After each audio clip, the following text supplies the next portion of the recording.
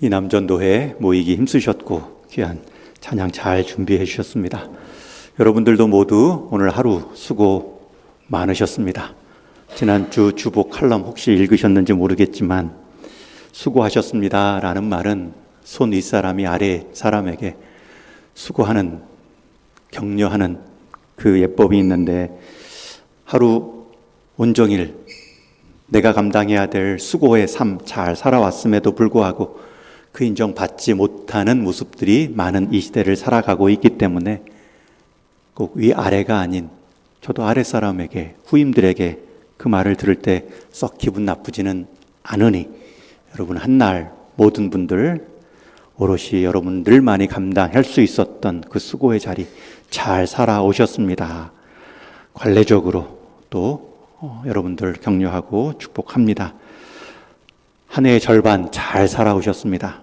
또 무더위 속에 한 주간 절반 잘 살아오셨습니다. 오늘 이 예배의 자리 서신 여러분들 잘 쓰셨습니다. 하나님께서 여러분들의 그 하루의 수고가 저녁에 평안한 잠을 주듯 여러분 한 해 한 해 그렇게 잘 살아오신 여러분의 삶이 여러분 마지막 순간 편안한 하나님 배울 수 있는 그 모습으로 바뀌어 쓰임 받을 줄로 믿습니다. 잘 살아오셨습니다. 오늘 말씀은 흔히 성령 행전 또는 교회 행전이라고 별명을 가진 사도행전의 말씀을 이어갑니다. 사도들의 행적을 기록한 말씀 사도행전인데, 왜 사도행전을 성령행전, 교회 행전이라고 부르냐면 이 1장 8절 말씀, 우리가 잘 아는 사도행전 설계도와 같은 말씀 때문이죠. 우리 다시 한번 같이 읽겠습니다. 시작. 오직 성령이 너희에게 임하시면 너희가 권능을 받고 예루살렘과 온 유대와 사마리아와 땅끝까지 이르러 내 증인이 되리라. 여러분 여기서 성령님이 나오죠. 주어. 그리고 너희에게 임하시면 여기서 너희는 제자, 사도들이 1차 대상이지만 그들이 세운 전체 교회를 의미합니다. 성령이 너희에게 임하시면 너희가 권능을 받고 예루살렘과 온 유대와 사마리아와 땅끝까지 그 복음으로 인한 교회 사역이 이루어질 것이다. 그 일에 너희가 내 증인이다. 여러분 교회가, 사도가 쓰임 받은 것 같지만 그 앞에 성령님이 우리에게 권능 주셔서 우리가 감당할 수 있었습니다. 그러기에 성령 행전이고, 성령님은 교회를 통해 일하시기 때문에 교회 행전이라 말할 수 있습니다. 특히 여기서 이 확장되는 범위가 일방향이 아닙니다. 유대와 사마리아와 땅끝까지 이게 한 방향의 사다리꼴로 진행되는 것이 아니라 예루살렘과 온 유대와 사마리아와 땅끝까지 동심원적 원형으로 사방으로 복음이 펼쳐나가는 모습입니다. 그러기에 여러분 이 한 구절을 우리가 사도행전 전체 설계도 말씀으로 읽는다면 꼭 선교지, 성령의 역사가 일어나는 자리가 꼭 한 곳에 머무르거나 그 다음 단계로 나아가기 위해 또 그 전 단계가 꼭 필요하다, 이렇게 여길 필요가 없습니다. 성령의 사역은 성령님이 주도하십니다. 우리의 예상과는 다른 성령의 행전입니다. 특별히 우리가 선교지가 어디입니까? 어디로 여러분들은 선교 나가시면 계획하시겠습니까? 라고 말할 때 우리는 먼 아프리카나 중동 오지를 떠올릴 때가 많습니다. 그러기에 많은 사람들은 선교사는 특별한 사명이라고 생각하기 쉽지요. 물론 기본적인 소양과 신학적 지식을 배우기 위한 과정은 필요합니다. 그러나 그렇게 그룹 지으면 나와는 상관없는 선교 사역이라고 여기기가 쉽습니다. 그러나 이 사도행전 1장 8절은 여러분들이 선교지가 어디인지를 우리에게 분명히 가르쳐 줍니다. 땅끝까지 이르러 내 증인이 되리라. 여러분 그 땅끝은 우리가 담당하는 것입니다. 오늘 그 말씀을 우리가 이제 사도행전 21장에서 배울 것입니다. 분명히 예수님도 부활하신 후 제자들에게 가서 모든 민족으로 제자 삼으라 말씀하셨는데, 여러분 여기서 가서라는 동사는 다른 먼 나라로 가면 거기서 내 제자를 삼으라라는 뜻이 아닙니다. 가서라는 단어는 헬라어 용법의 중간사 진행형이라는 단어입니다. 가면서라는 뜻입니다. 가면서 모든 민족을 제자 삼으라. 여러분, 오늘 우리가 삶의 자리, 여정을 한번 돌아보십시오. 지나온 많은 자리들, 내가 거쳐왔던 자리에서 우리는 제자 삼는 선교적 삶을 사는 것입니다. 그러기에 선교지는 장소 개념이라기보다는 성령의 권능을 받아 살아가는 일상의 자리가 선교지입니다. 제가 선교지에 있을 때 늘 선교 편지를 보내면 그 첫 구절이 그리스도가 있는 영혼이 선교사요, 그리스도가 없는 영혼이 선교지입니다. 저는 선교지 개념을, 땅의 개념을 넘어서서 한 영혼, 그리스도가 없는 영혼이 선교지입니다 강조했던 적이 있습니다. 오늘 본문의 사도 바울 역시 이제 3차례 선교 여행을 다 마치고 이제 그토록 가고 싶었던 그 선교 여정 가운데 지교회들이 도왔던 예루살렘 교회가 어렵으니 이 연보를 좀 전해 주십시오. 그 마음으로도 예루살렘 교회를 가고 싶었는데 이제 21장에 도착합니다. 여러분, 도착해서 이 사도 바울이 보인 모습은 이전에 3차 여행 동안 다녔던 선교 사역과는 조금 다른 모습입니다. 이 모습도 사도행전 중에 포함되어 있고 이 모습 역시 사도행전의 일부입니다. 선교적 삶입니다. 성령님께서는 이 사도 바울을 또 예루살렘까지 인도하셨는데 예루살렘에서 도착한 이후에 그가 한 일은 가장 평범한 일상적 삶입니다. 예루살렘 지도자들을 만나고 유대 성도들을 만나는 과정에서 그가 할 일들을 자연스럽게 행합니다. 하나님께서는 사도 바울을 통하여서 때로는 1차, 2차, 3차까지 가면서 교회를 세우는 일도 있었지만 그것만이 전부가 아니라 우리 일상에서도 어떻게 선교적 역할을 감당할 수 있는가 오늘 본문에서 보여줍니다. 바울은 긴 선교여행을 마치고 예루살렘에 도착합니다. 이후에 이제 22장, 23장 계속 이어지는 장들은 다 예루살렘 한 곳의 이야기입니다. 이전에는 수천 킬로미터를 걸으며 복음을 전했고 수많은 고난을 경험했습니다. 그런데 이 예루살렘은 움직이지는 않지만 동일한 고난이 이어지지요. 3차 전도 여행 중에 맞고 감옥에 갇히고 굶주림과 위협을 견디며 지금까지 달려왔습니다. 그런데 달려온 이 예루살렘에서도 그런 고난이 있습니다. 예루살렘에 도착한 바울이 가장 먼저 한 일은 그만큼 했으니 이제 휴식하자도 아니고 자신이 한 일에 대한 공로, 자랑도 아닙니다. 야고보와 예루살렘 교회 장로들을 찾아가서 하나님께서 그간 하신 일을 보고합니다. 나눕니다. 오늘 사도행전을 기록한 누가는 그 모습을 이렇게 19절에 기록하는데 우리 같이 화면을 보고 한 목소리로 봉독합니다. 시작. 하나님이 자기의 사역으로 말미암아 이방 가운데에서 하신 일을 낱낱이 말하니. 여러분, 이 21장 19절 말씀은 가장 성경적인 선교적 정의입니다. 여러분, 선교가 무엇이냐라고 물으시면 이 구절을 인용하시면 됩니다. 하나님이 자기의 사역으로, 여기서 자기는 사도 바울이죠. 사도 바울의 사역으로 말미암아 이방 가운데에서 하신 일, 이게 선교입니다. 전도와 선교는 전하는 대상은 같지요. 그리스도 한 분뿐입니다. 그러나 듣는 대상이 조금 다를 때 같은 언어, 같은 문화권을 복음 전할 때 전도, 다른 언어, 다른 문화권, 이방 가운데에서 그 일을 감당할 때는 선교라고 말을 합니다. 그런데 중요한 것은 여러분, 여기서 선교의 주어가 누구입니까? 사도 바울이 아닙니다. 하나님이 오히려 사도 바울의 사역으로 말미암아 이방 가운데서 하신 일. 여러분, 성령행전이라는 이름이 이래서 붙는 것입니다.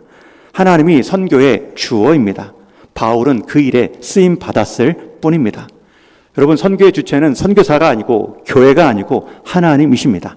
하나님이 선교사님을, 교회 공동체를 사용하실 뿐입니다. 사도 바울 역시 하나님이 주체고 자신은 도구임을 명확히 하고 있습니다. 복음을 전하는 사람, 내가 쓰임은 받지만 복음을 들을 때 그 마음을 여시고 그를 구원하시는 하나님의 역사가 바로 선교 주체이십니다. 그래서 선교사는 항상 하나님을 앞장서 보고해야 됩니다. 자기 이야기를 많이 하는 사람이 좋은 선교사가 아닙니다. 하나님의 이야기, 하나님의 사역을 많이 나누는 선교사가 건강한 선교사입니다. 어떤 분들 선교 보고를 들으면 선교 사역이 아니라 선교 사역에 홍보를 할 때가 있죠. 자기 이야기도 줄여야 되는데 자기 이야기 사역에 대한 홍보만을 하는 선교사님들도 분명히 계십니다. 바람직하지 않죠. 주어 대신 하나님을 앞세울 때에 겸손해지고요, 하나님께 영광을 돌릴 수 있습니다. 여러분, 여기서 선교의 정의를 우리가 훨씬 넓게 생각할 수 있습니다. 아까도 얘기했죠. 장소적 개념이 아니다. 선교라는 것은 하나님께서 내 수고, 내 사역을 통해 하신 일, 성령의 권능이 나타난 그 자리, 거기가 선교지입니다. 그러니 우리 일상에서도 얼마든지 선교적 삶을 살아낼 수 있습니다.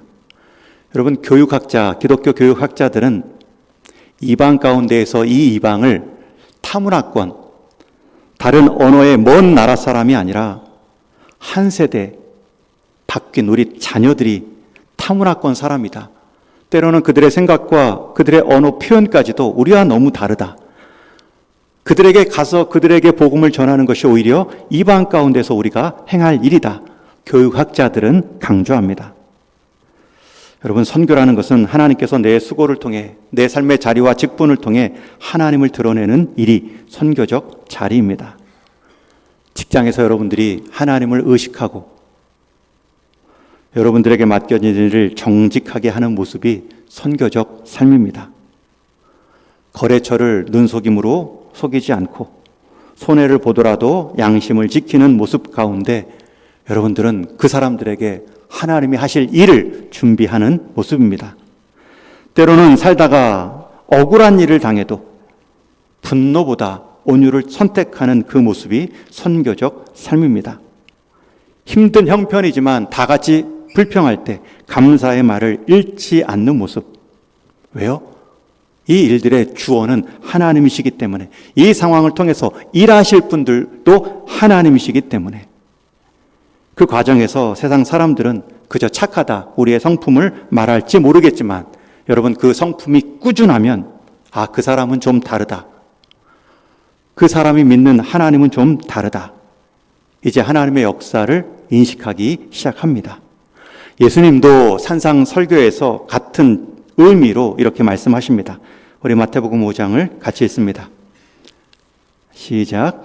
이같이 너희 빛이 사람 앞에 비치게 하여 그들로 너희 착한 행실을 보고 하늘에 계신 너희 아버지께 영광을 돌리게 하라. 여러분, 여기서 말하는 너희 빛이 사람 앞에 비치게 하여, 여러분, 우리는 스스로 빛을 내는 발광체가 아닙니다. 우리는 하나님 앞에, 그 하나님의 복음의 빛 앞에 그 빛을 반사하는 반사체이죠. 여러분, 우리의 빛을 통해 우리가 영광받으면 안 되죠. 반사체가 주목받으면 안 됩니다. 발광체, 그 빛이 주신 빛 대신 하나님을 드러내 보이는 삶. 우리가 착한 일을 하더라도 이 일을 하게 하신 하나님의 이름을 앞세우며 순종하는 삶. 구약에 보면 요셉이 주변 사람들 가운데 하나님의 형통케 하심을 드러냈다, 성경은 기록합니다. 여러분, 주변 사람들이 요셉이 형통케 되는 모습을 보면서 아, 하나님이 형통케 하셨다, 그런 표현을 쓰는데 왜 그랬을까요? 요셉은 자신이 형통케 될 때마다 그 일에 대한 하나님을 인정하고 하나님을 앞세웠겠죠. 그러니 하나님 하니까 주변 사람들이 그 형통함을 보며 하나님의 형통케 하셨다, 함께 신앙 고백하는 모습으로 나아갑니다. 여러분, 우리에게 있어서 착한 행실을 하게 하신 분도 하나님이십니다. 그럴 때 우리는 겸손할 수 있고 우리가 드린 수고를 통해 다른 사람은 위로받고 우리에게는 상급이 될 수 있고 하나님께는 영광이 되는 것입니다. 그래서 이방인들을 향한, 아니 불신자들이 우리 주변 가운데, 이웃 가운데 쉽게 찾아볼 수 있는 자리에서 여러분 선교적 삶은 여러분들이 더 많이 감당할 수 있습니다. 교회 안보다 여러분이 일터에서, 가정 안에서 불신 가족들을 만나면서 만나는 그 모든 자리와 형편 가운데 여러분들이 선교적 삶을 살아가실 수 있습니다. 사도 바울은 그 일을 나누었고요. 그 보고를 들은 사람들의 반응이 무엇입니까? 이어지는 22절에 보면 그 사람들이 듣고 하나님께 영광을 돌리니라. 당연히 20절에 사도 바울이 주어를 하나님 삼아 선교 보고를 하였더니 그들이 듣고 하나님께 영광을 돌리니라. 사도 바울에게 영광 돌리지 않죠. 여러분, 이게 좋은 선교 보고의 모습이고 열매입니다. 바울은 자신이 얼마나 성공했는지, 수고했는지, 전도했는지, 많은 교회를 세웠는지 자랑하지 않습니다. 물론 낱낱이 말하는 그 과정은 있었지만 그 주어는 항상 하나님이 이루셨습니다 라는 표현으로 끝을 맺습니다. 여러분, 사도 바울이 이러한 모습으로 하나님의 역사, 하나님의 주어를 표현했을 때에 그 인생 마지막까지 그 역할 잘 감당할 수 있었던 비결이죠. 여러분도 여러분의 자리가 선교지임을 아시고 일상의 자리에서, 가정에서 여러분들을 통해 일하실 하나님을 기대하시고 때로는 인내하시고 불신 가족들을 좀 받아주시고 자녀에게 믿음의 본을 끝까지 신실하게 보이시고 직장에서, 일터에서 정직을 끝까지 감수해 가는 것입니다. 그 모습을 통해 분명히 하나님은 역사하십니다.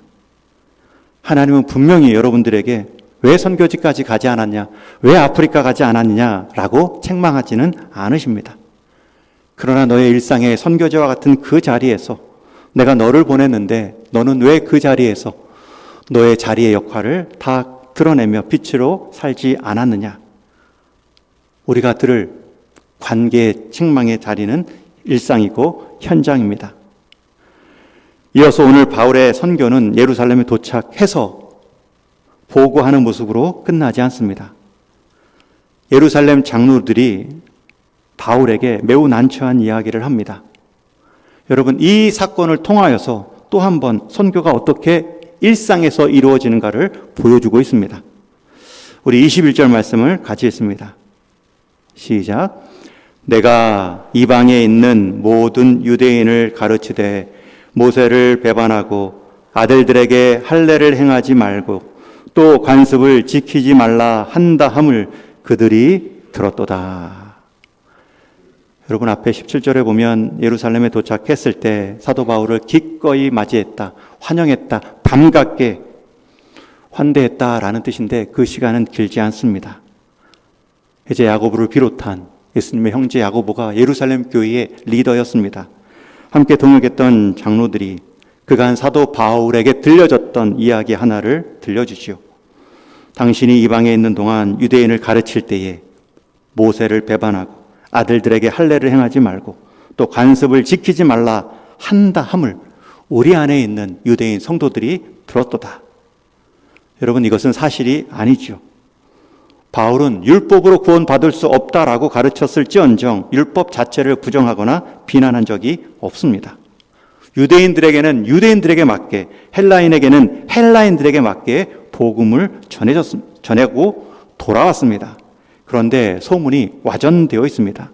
잘못된 소문이 더 빨리 전파되죠. 여러분, 이 모습을 보며 복음을 사명 다해, 생명 다해 전했다 할지라도 오해가 있을 수 있고 때로는 시기하는 사람들의 말 돌림이 있을 수 있습니다.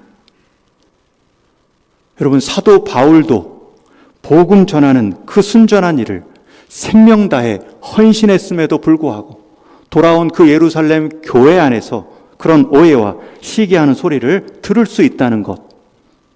여러분, 우리가 교회 안에서 주님의 일을 신실하게 감당한다 할지라도 때로는 오해받을 수 있고 때로는 시기하는 말을 들을 수 있다라는 것을 각오하셔야 됩니다.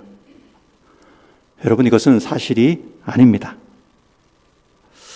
많은 유대인들을 가르치지도 않았죠.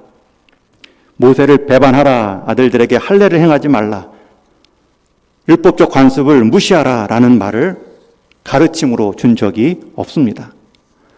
여러분, 예루살렘 교회는 지금 사도 바울이 반갑지만 또 그를 맞이하는 많은 오해한 유대 성도들을 향해서 난처한 상황입니다. 바울이 왔다는 반가움도 있지만 바울이 왔으니 그 소문 확인하자 아마 큰 소동이 일어나지 않을까 예상하고 있습니다. 지금 야고보와 예루살렘 교회 장로들은 복음의 문제가 아니라 공동체 안의 관계에 관한 목회적 고민을 나누고 있습니다. 더 나아가서 장로들은 사도 바울에게 해결책을 제안합니다. 소원한 네 사람과 함께 정결 예식에 함께 참여하라. 여러분, 이것은 지금 복음을 바꾸자, 복음을 수정하자라는 말이 아니죠. 복음이 제대로 들려지기 위해서 비진리적인 것들은 그 수준에 맞게 좀 맞추어 주자 제안하고 있습니다. 여기서 정결 예식은 민수기 6장에 나오는 나실인 서원으로 말합니다. 그리고 머리를 자를 때 그 비용마저 사도 바울이 내게 하고 있습니다. 그런 과정에서 바울도 율법을 무시하는 사람이 아니구나 라는 이해를 행동으로 보여주라는 권면입니다. 여러분, 여기서 중요한 점은 바울이 그 권면을 들었을 때 보인 반응입니다. 여러분, 바울은 물론 야고보나 예루살렘 모교회의 리더십에만큼은 이르지 못하지만 여러분, 사도 바울은 이방인에 있어서만큼은, 선교 사역에 있어서만큼은 누구도 따라올 수 없는 복음적 권위를 가진 인물입니다. 그런데 그런 권면을 그렇게 수많은 수고와 어려움 가운데 행한 후에 돌아왔을 때의 그 요구를 들었을 때 사도 바울이 본인 반응이 무엇입니까? 나는 양심에 거리낌이 없습니다. 전혀 그렇게 할 필요도 없습니다. 그들이 오해했으니 그들이 바뀌어야죠. 나는 지금도 자유합니다. 얼마든지 이렇게 말할 수도 있지만 사도 바울은 그렇게 하지 않고요. 26절에 보면 그저 담담하게 말하고 행동합니다. 이에 바울이 이 사람들을 데리고 이튿날 함께 결례를 행하고, 여러분 마지막 26절 끝 마지막 하반절에 보면 성전에 들어가서 각 사람을 위하여 제사 드릴 때까지의 결례 기간이 만기된 것을 신고하니라. 그 이튿날 바로 행했을 뿐만 아니라 그 일정한 기간이 있는데 하는 척하고 하루만 참가한 것이 아니라 그 결례 기간이 만기될 때까지 그 정결 예식을 다 감당한 후에 신고하니라 제사장에게 보고했다 말하고 있습니다. 여러분, 사도 바울은 이 일을 행함에 있어서 어떤 설명도 덧붙이지 않고 있습니다. 그저 그 권면에 따라갑니다. 여러분, 이 짧은 행동이 복음의 정신을 말하고 있죠. 지금 바울이 복음을 타협하거나 양보한 것이 아닙니다. 아니, 그 복음이 복음답게 하기 위해서 타협할 수 있는 것들을 타협해 주는 것이죠. 여러분, 복음을 낮추지 않으려고 지금 바울은 자신을 낮추고 있습니다. 여러분, 그것이 여러분의 선교적 삶입니다. 일상에서 복음이 복음되기 위해서 비진리되는 것들을 낮추는 삶, 양보하는 삶. 여러분, 그것이 여러분들이 살아내는 선교사적 삶입니다. 우리는 복음을 지키는 것과 내 자존심을 지키는 것을 혼동할 때가 많습니다. 신앙의 원칙을 세우는 것과 내 고집을 관철해야 된다는 것을 구별하지 못할 때가 있죠. 구원의 진리, 복음의 내용은 바뀔 수가 없고요. 물러서서도 안 됩니다. 사도 바울은 갈라디아 교회를 향해서는 다른 것을 덧붙일 때 그것은 더한 복음이 아니라 다른 복음이다 내쳤습니다. 단호하게 맞섰습니다. 그러나 복음과 관계없는 그러한 이해의 문제에 있어서는 오해를 풀기 위해 언제든 자신의 권리와 자유를 내려놓았습니다. 왜요? 복음이 복음되게 하기 위해, 그 복음으로 얻은 사람들을 한 명이라도 더 구원하기 위해. 그래서 고린도전서 9장 22절에 보면 자신의 사역 철학을 이렇게 말하죠. 여러 사람에게 여러 모습이 된 것은 아무쪼록 몇 사람이라도 구원하고자 함이라. 여러분, 이 모습으로 낮추고 있는데 어떤 사람들은 그 낮춘 그 모습을 또 공격합니다.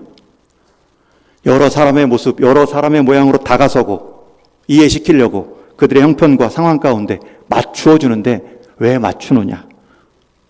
오해하고 공격에 빌미로 삼는 사람들이 있죠.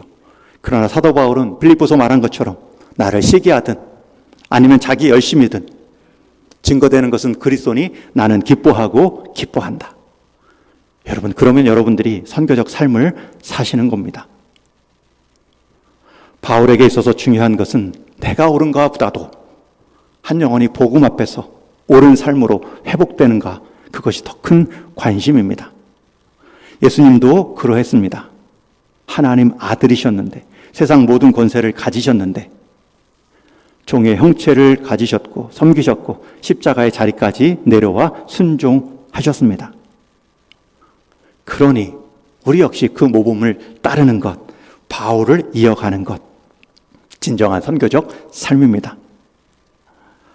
세상은 자기 권리를 꼬박꼬박 찾아먹고 주장하는 사람을 강한 사람이라 말하지만 성경은 하나님 때문에 복음의 진리를 수호하기 위해서는 내 권리마저도 내놓을 수 있는 사람을 강한 사람이라 말합니다.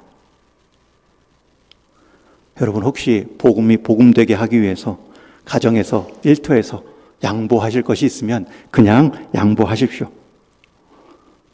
성경 공부를 여는 것보다 먼저 양보하는 훈련을 하셔야 됩니다. 때로는 내 말이 맞더라도 관계를 품기 위해서 말을 아끼는 것, 먼저 손을 내미는 것, 그게 복음적 삶입니다. 자녀를 이기려 하기보다 품어주는 순간, 논쟁에서 누가 옳냐 라고 하면서 사안을 이겼지만 사람을 놓치는 일이 없도록 우리가 살피는 지혜가 필요합니다.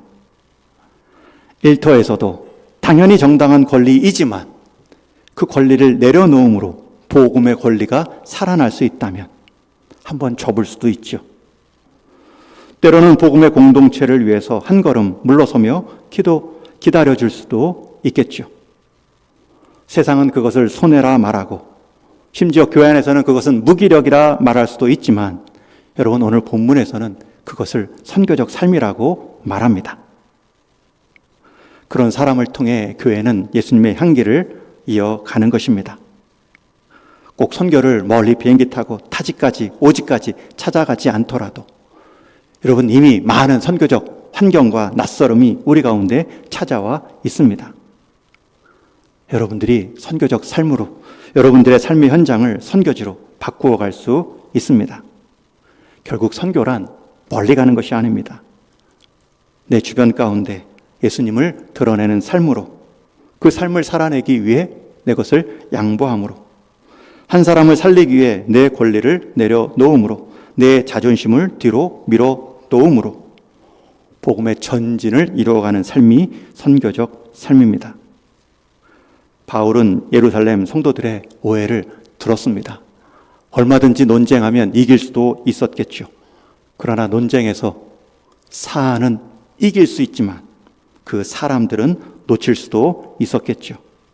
복음을 위해 자신을 낮추었고 공동체를 위해 기꺼이 양보했습니다. 오늘도 우리 복음을 말하기 전에 우리가 먼저 듣는 연습, 그 상황을 이해하는 태도가 필요합니다. 믿지 않는 일터에 불신 친척들의 상황들을 이해하시고 직장 동료들의 어려움도 살펴봐 주시고, 여러분, 그럴 때 우리가 정말 하고 싶은 말을 할 수 있는 기회를 얻고 그 말을 할 때 들을 준비가 되어 있을 것입니다. 바울은 정결 예식에 참여하는 낮춤만 아니라 그 비용까지 부담합니다. 복음은 항상 이런 사랑의 대가를 통해 지금까지 흘러왔습니다. 때로는 물질도 나누시고 식사도 커피도 제공하시며 그 마음을 위로하시고 누군가를 위해 시간도 내어드리며 기도하는 것입니다. 세상은 그저 작은 친절이라 말할지 모르지만 하나님은 그것을 선교라고 말씀하실 것입니다. 이제 말씀을 맺습니다. 여러분을 통해 이방 가운데, 이방인과 같이 살아가는 이 낯선 환경 가운데 하나님이 이루실 일이 반드시 있습니다. 하나님이 사도 바울을 통해 이방 가운데 행하신 그 일이 선교이고, 그것을 나누는 것이 선교 보고이고, 제대로 하나님을 주어 삼아 보고했을 때, 간증했을 때 하나님께 영광 돌리운 것처럼 우리가 하나님을 주어 삼아 나의 수고를 통해 이 땅 가운데 이룰 일이 제대로 이루어지면 하나님은 반드시 영광을 거두십니다. 여러분, 그러한 삶이 선교적 삶입니다. 하나님이 주어이니 그 열매도 하나님께 영광으로 돌아가야 됩니다. 그 안에 우리가 안전하고 보람되며 그 일을 지속할 수 있습니다. 하나님은 지금도 이방 같은 이 환경 가운데 자신의 일을 멈춘 적이 없습니다. 누구를 통해서요? 저와 여러분을 통해서 나의 사역으로 말미암아 우리의 수고와 봉사와 양보를 통해 하나님은 자기 사역을 이루어가고 계십니다. 그 끝은 하나님께는 영광이고 우리에게는 상급이며 이 땅 가운데는 복음의 열매로 결실할 수 있습니다. 여러분에게 이방 세계는 바다 건너편 먼 땅이 아닙니다. 세대차 나는 내 자녀 다음 세대일 수 있습니다. 어느새 마음의 벽이 생긴 이웃과 친구가 이방인일 수도 있습니다. 하나님은 그곳에서도 능히 새 일을 행하실 수 있습니다.